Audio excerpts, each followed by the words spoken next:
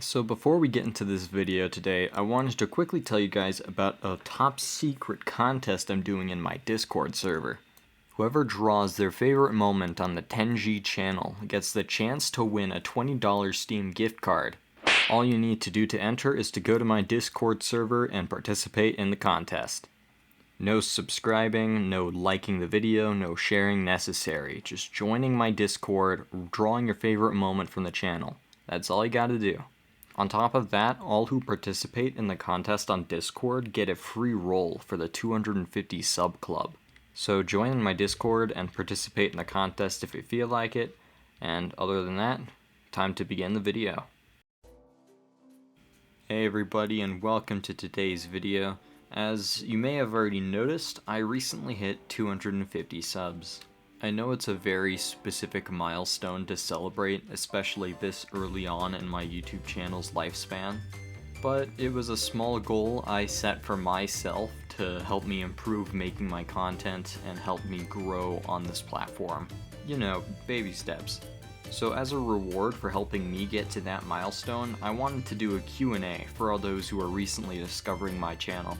Most of these questions are user submitted by a lot of my subscribers and followers, so hopefully they answer some of the questions that you guys have about me and my channel. Without further ado, let's get into them. So Kitty Kit asks me how old I am. I don't want to discuss my exact age for privacy purposes, but my age is above the age of 18.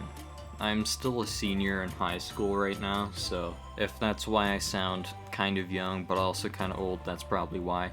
An anonymous follower of my pixel art account asks, why did I join pixel art? It's a bit of a long story, to be honest. TLDW, I used to be on another pixel art creation and sharing platform called pic.codeus.net, created by a couple German dudes. It was a college passion project between them, so it was very important to them, but unfortunately that meant it never really got the funding it needed to actually thrive as a website and community. Due to this and a couple other factors, like Adobe Flash being uninstated from most modern browsers, meant that the website was slowly dying off. I was beginning to witness the early stages of this as far back as 2017, although I will admit that it wasn't really a dead site until recently, like 2021-ish. So I sensed Pic wouldn't last forever, so I wanted to reach out and try other websites and join other communities and get better at pixel art. This inevitably led to me finding the website where a couple of my friends happened to be there at the time, like Watchful Eye, and I, joined. Jace asks if they can see my cat. Sure, you can see my cat, I just need to go film them real quick. Hopefully they stand still. Also, it's worth mentioning that I actually have 3 right now. One of them is my sister's, which I'm helping babysit right now, and the other 2 are my family's. The gray one is Simon, the rotund dough ball is Cupcake, and the small little rambunctious demon is Iris. Anonymous asks, how did I come up with the username Tenji, or Tenji Games, or Tenji Pixels? Well, you see, when I was 10 years old, I was obsessed with the YouTuber Tobuscus. I clearly chose my role models really well when I was a kid. Anyways, Tobuscus had a second channel just for gaming called Toby Games. I happened to be 10 at the time, and my name started with G, so you can already see just how creative of a kid I was. I slapped my age in front of the first letter of my name and bam, YouTube name complete. Obviously, it took me a good long while to ever actually start with YouTube, but I did use the name for a lot of other purposes. My first Mojang guest account was called Gooply3, which I'm pretty sure is lost to time at this point, but when I finally did get a real official Mojang account, it was called Tenji Games. When I found out you could post art online for other people to see, I obviously started and I named myself Tenji Games. I kept the name for a good long while until I realized just how hard it was to Google my name. I swear, I got cancelled Adobe Flash Ben 10 games before I found myself on the Google search tab.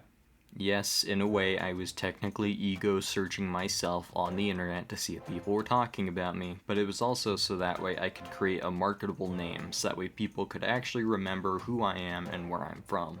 Thus, my name graduated from Tenji Games to Tenji Pixels, and sometimes people just call me Tenji. And that concludes that question. Next one is asked by another anonymous user, and they asked, what was my first shiny Pokemon? This one's a hard one because I actually have a very extensive history with Pokemon. The first time I ever saw a shiny Pokemon was in an early episode of the Pokemon anime, where Ash caught a shiny Butterfree. My older brother was like, yo, that's a shiny Pokemon! I was like, what's a shiny Pokemon? Later, we eventually bought a Wii, and we played this really sucky old Pokemon game on it called Pokemon Rumble. It was basically like if Pokemon were a Diablo game, and it was honestly super fun. But any wild enemies you find, there's a very rare chance that they can be shiny, and whenever they are shiny, whenever you defeat them, they have a 100% chance of them dropping and you being able to add them to your team. The first shiny Pokemon I ever found in Pokemon Rumble was a shiny Blastoise. It was pinky purpley and it had Hydro Pump, which was really overpowered in Rumble. So obviously I used the crap out of that thing.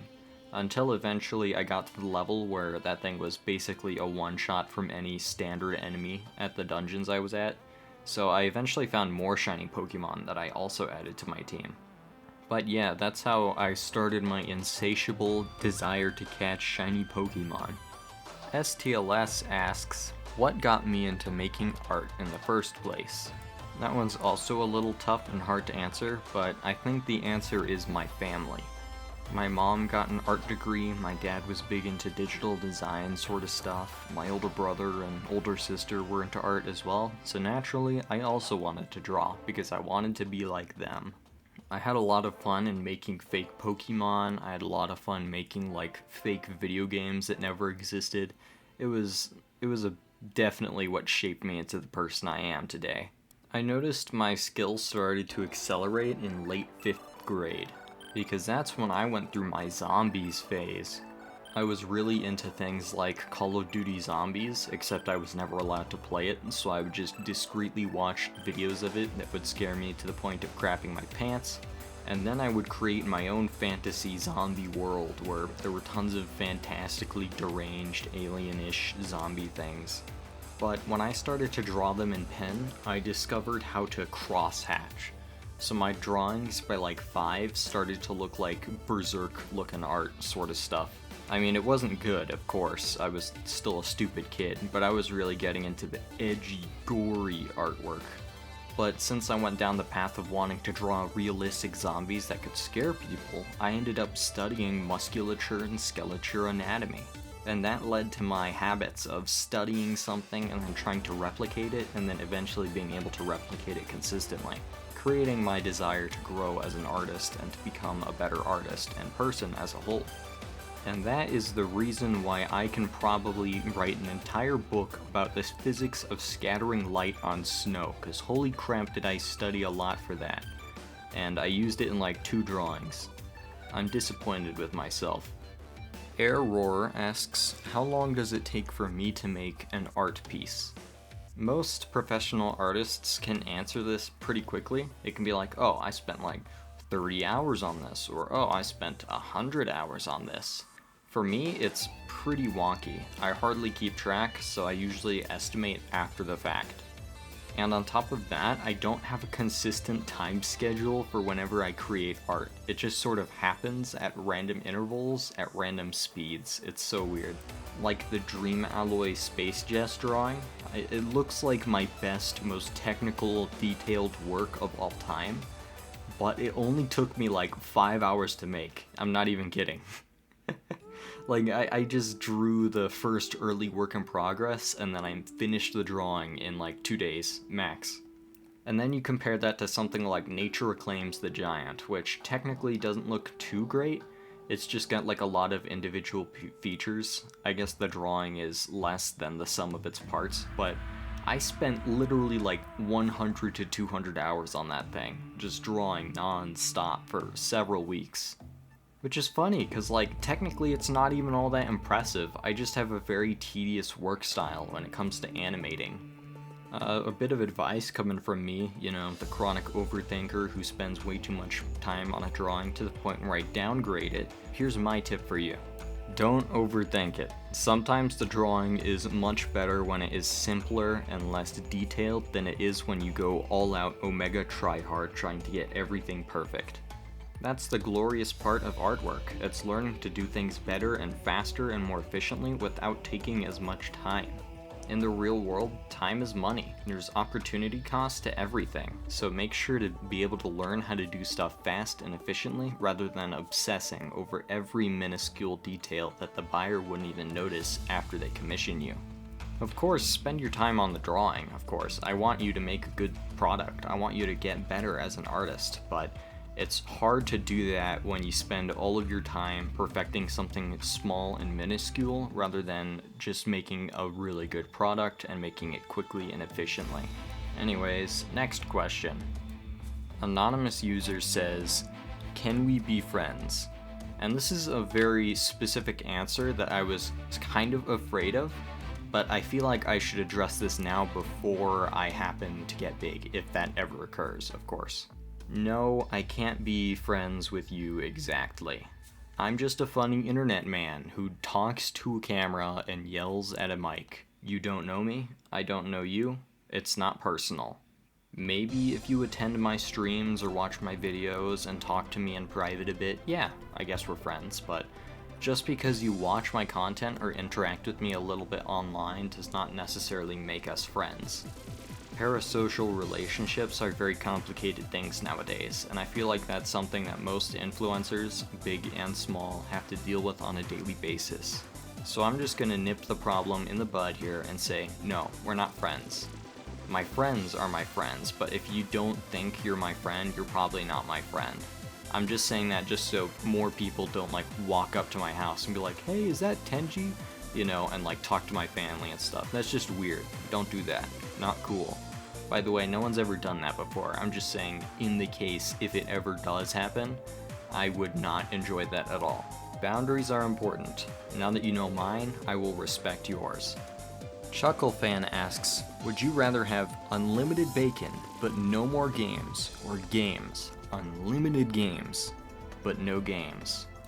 This is a good one. I'm a bit of a Chuckle Sandwich fan myself, and I'm gonna have to say infinite games, but no more games. Because, you know, you get infinite games, but the no more games thing is kind of rough, but I can make it work.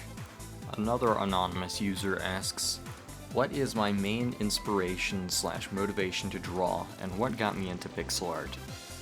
Nowadays, my main motivation to draw is really dope video games, fantasy lore, and music. Games don't quite motivate me to draw that much anymore, but when I finally do find a really good, very beautiful game, I will probably take inspiration from it some way, somehow. As for what got me into getting good at pixel art, well, when I first got into pixel art, I started making Terraria sprites. There was this really good Terraria mod at the time called Thoria mod, which, you know, is still a mainstay to this day, but back then it was revolutionary. The armor and item sprites were beautiful, and they were all made by this one Terraria user called Brutal Llama. I was a big fan of his works, and naturally, as like a 5th grade child, I immediately tried to replicate it myself, and failed. I was simply not good, so I wanted to practice. I never really got into making Terraria pixel art, but I got into making other kinds of pixel art as well. Eventually, around 2019, I started experimenting with dithering and using that instead of opacity to create gradients. Once I discovered how to do that, it was like learning a cheat code in a video game. It's like, whoa, I can do that? What else can I do? It was around 2019, and I was discovering how actual pixel art is made.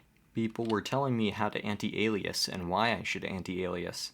And then that led me down a rabbit hole which led me to one person named Lord Pedro. He was just some guy on pixel art who happened to be into the normal meta of pixel art. He invited me to the official pixel art Discord server and showed me a bunch of really good pixel joint tutorials and, you know, pixel joint in general, because I didn't even know it was a thing back then. This led to an escalating form of my self-improvement in art. So my tier in art basically instantly bumped up from like C to A tier. I was suddenly a somewhat popular guy known for my good artwork, I guess. Which is kind of crazy, because I started as an absolute annoying nobody little kid who just wanted to make Terraria artwork. And now look at me. I'm here making YouTube videos on a dead YouTube channel. Let's go! Alright, so next question, asked by Ant, says, what motivates you to get up in the morning? To be honest, I have a really hard time getting up in the morning. The very few things that actually get me to get out of bed are school, my friends, and maybe a few games. Other than that, I usually just sit in bed for as long as I can until I begrudgingly leave. Oh, also my cats. Zant asks, what's on the grind at the moment? Right now, I'm still working on that shiny lock video, and I'm also working on, well, this video right now. I'm also still playing through Hollow Knight, trying to beat God Home for the first time, and I'm also playing a bit of Terraria Calamity mod on the side. You know, just a little bit of gaming so I don't go insane. Wicked TZ asks, what's better, orange or apple juice? That one's a rough one, but personally, in my opinion, I think the best orange juice is way better than the best apple juice. But the worst orange juice is way worse than the worst apple juice. I really like orange juice a lot of the time, it's just that when it's like unsweetened so it just tastes like orange peel, I really don't like it. Unsweetened apple juice isn't bad though. Anonymous asks, what are my favorite and most inspirational YouTubers? There's a lot of really good ones. For the funnies, I think internet comment etiquette is the absolute funniest man I have ever seen on the internet, but Salty DK Dan is up there just because the pure shit poster energy radiates through his content. Also recently been binge watching the entire old YouTube animation catalog, which includes creators like CypherDen, Sugar, and Katzune. And they've all been inspiring me to get into storytime animation, but we all know that's not gonna happen. And the last question asks me to rank my top 5 favorite The Living Tombstone songs and then my bottom 5. I went through a lot of reasoning to pick these, but I ultimately decided that my reasoning would be too long, so I'm just gonna give you my top 5 with no context and my bottom 5 with no context. So my top 5 are the FNAF 1 and 2 song, Dog of Wisdom Blue, Sunburn, and The Love I Need. And my bottom 5 are as follows. Report Report, the Among Us song, Goose Goose Revolution, Chosen, and then both Baldi's Basics songs, ordered from worst to best, of course. And with that said, I think that's gonna do it for today's Q&A. Not gonna lie, for the 250 sub special, I was thinking of doing like a face reveal and doing a video with my face cam on. But the issue is my room looks like garbage right now and my face cam is even more garbage, so that's just gonna be a pass from me. So maybe next milestone. Let's see in 250 more subs. But until next time, I've been Tenji, and I'll be working on the shiny lock. See you next time.